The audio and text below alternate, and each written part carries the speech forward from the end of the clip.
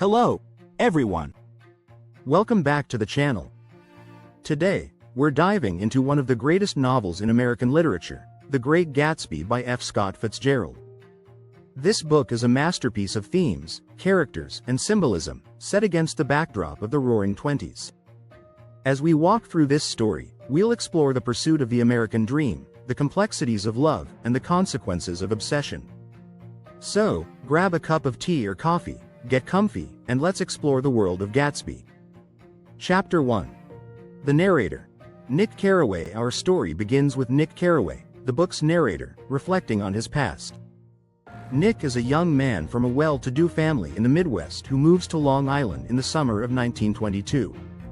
He's looking to learn the bond business in New York City and rents a small house in West Egg, a community known for its newly wealthy residents. In contrast, East Egg is home to families with old money, those who inherited their wealth and hold on to traditional social status. Nick's cousin, Daisy Buchanan, lives in East Egg with her husband, Tom, a man of great wealth and privilege but also arrogance and entitlement. Nick is invited to their home for dinner, where he meets Jordan Baker, a cool, mysterious woman who tells Nick about the troubled marriage between Daisy and Tom. During the evening, Nick catches a glimpse of a mysterious figure standing outside, staring at a distant green light across the bay. This figure is revealed to be Jay Gatsby, the enigmatic neighbor of Nick's, and his obsession with the green light will become a symbol throughout the novel. Nick's curiosity about Gatsby begins here, but he has no idea how much of an impact this man will have on his life. Chapter 2. The Valley of Ashes. A symbol of decay. Nick's narrative takes us to a place known as the Valley of Ashes, a desolate, industrial area between West Egg and New York City. This area represents the moral and social decay that exists beneath the glittering surface of wealth. It's filled with gray ashes from the factories and smog from the city, a stark contrast to the luxury of West Egg and East Egg. In the Valley of Ashes, Nick encounters George Wilson, a mechanic, and his wife, Myrtle. George is a poor, struggling man who runs a garage, while Myrtle is desperate to escape her life and has an affair with Tom Buchanan. Tom's affair with Myrtle is significant. It reveals Tom's hypocrisy, his disregard for others, and his lack of true commitment to Daisy, despite his outward appearance of respectability. One day, Tom takes Nick to the city with Myrtle, and the situation takes a dark turn. In a heated argument, Tom strikes Myrtle, revealing his brutal and controlling nature.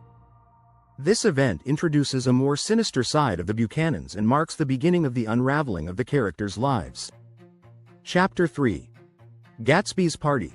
The illusion of glamour. The mystery of Jay Gatsby deepens as Nick receives an invitation to one of his legendary parties. Gatsby's mansion is an extravagant display of wealth and excess, with guests who come and go without any real connection to the host. The atmosphere is one of opulence, but there's a haunting emptiness behind the scenes. Nick attends the party with curiosity and is struck by the bizarre nature of the event. Everyone seems to know about Gatsby, but nobody really knows him. Gatsby is a man of mystery, a man whose reputation is built on rumors, speculation, and wild stories. Yet, he's charming and humble in person, not at all the extravagant figure Nick imagined. As the evening unfolds, Nick and Gatsby finally meet, and Gatsby is unexpectedly kind and gracious. He isn't the larger-than-life figure that the rumors suggested. Despite the glamorous party, there is a sense of loneliness and disillusionment in Gatsby's world. He is a man surrounded by people but fundamentally alone, longing for something or someone, namely Daisy Buchanan. Chapter 4. Gatsby's Past. The man behind the myth. Nick begins to learn more about Gatsby's past. Gatsby, born James Gatz, grew up poor on a farm in North Dakota.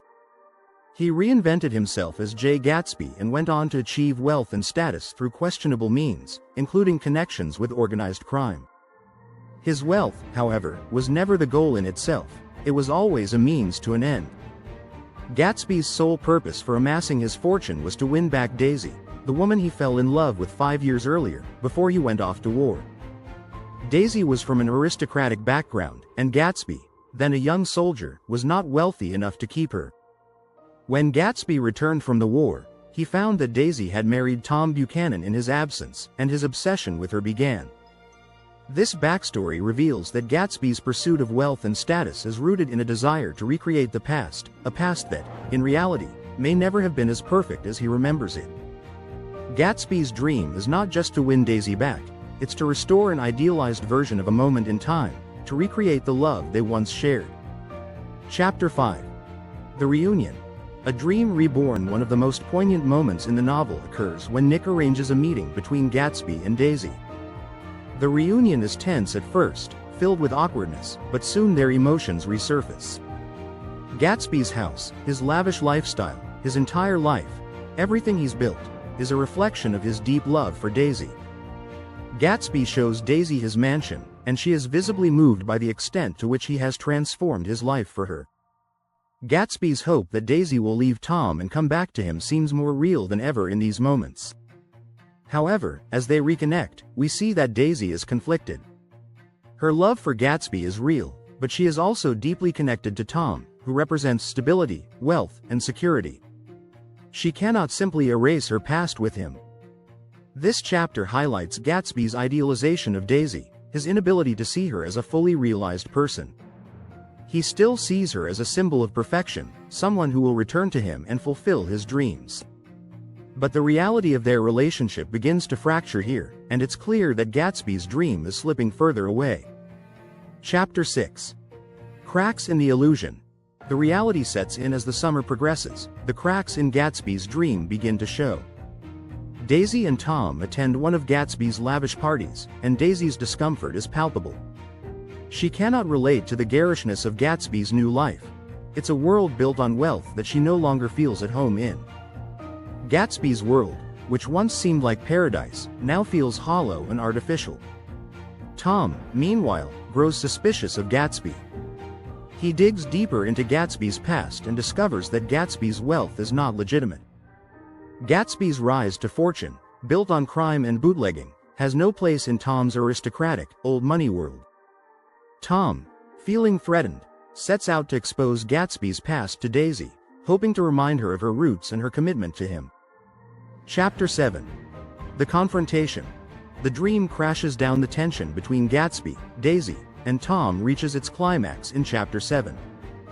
Gatsby, in his idealism, believes that Daisy will leave Tom for him, that she will choose him over the man who has wronged her. But Daisy is unable to commit to this. She tells Gatsby that she loved him once, but she also loves Tom. Her feelings are more complicated than Gatsby can fathom, and this moment shatters his dream. Later, the plot takes a tragic turn when Daisy's car, driven by Gatsby, strikes and kills Myrtle Wilson. George Wilson, devastated by the death of his wife, is misled into thinking Gatsby was driving the car and that he is responsible for Myrtle's death. In a moment of vengeance, Wilson tracks Gatsby to his mansion and kills him while he's relaxing by the pool. Chapter 8. The Aftermath. The death of the dream. Nick arranges Gatsby's funeral, but despite the grandeur of his life, almost no one comes. Gatsby's parties, which once drew crowds, are now a distant memory. Tom and Daisy quietly slip away, unconcerned with the man who loved Daisy so deeply. They've moved on, just as they always do, leaving Gatsby's dream to die. Nick is left to reflect on the emptiness of Gatsby's life and the American dream. He sees the green light across the bay, the symbol of Gatsby's endless hope and ambition. But the dream was always unattainable, and Nick concludes that we are all like Gatsby, chasing dreams that recede further and further away. In the end, the dream was never truly ours to possess. Conclusion. Themes and Reflections. The Great Gatsby is a novel about the American dream and its disillusionment. Gatsby's rise to wealth and his desperate pursuit of Daisy represent the idealism of the American dream, the belief that anyone, no matter their background, can achieve greatness. But Fitzgerald shows that this dream is corrupted by materialism, dishonesty, and an inability to confront reality. The novel also deals with the destructive power of obsession. Gatsby's love for Daisy, though genuine, is based on a distorted vision of the past. His inability to let go of this vision ultimately leads to his downfall. In the end, Nick's return to the Midwest represents a return to reality. He has seen firsthand the hollowness of the world Gatsby inhabited, and he's disillusioned by the empty pursuit of wealth and status. The Great Gatsby serves as a timeless reminder of the dangers of chasing unattainable dreams and the consequences of living in illusions. It's a story about love, ambition, and the tragic pursuit of perfection. If you like and want to support our content, please like, comment, and share our quick books summary video. You can also request any books that we can cover in our next videos in the comment section. Thank you for watching. Until next time.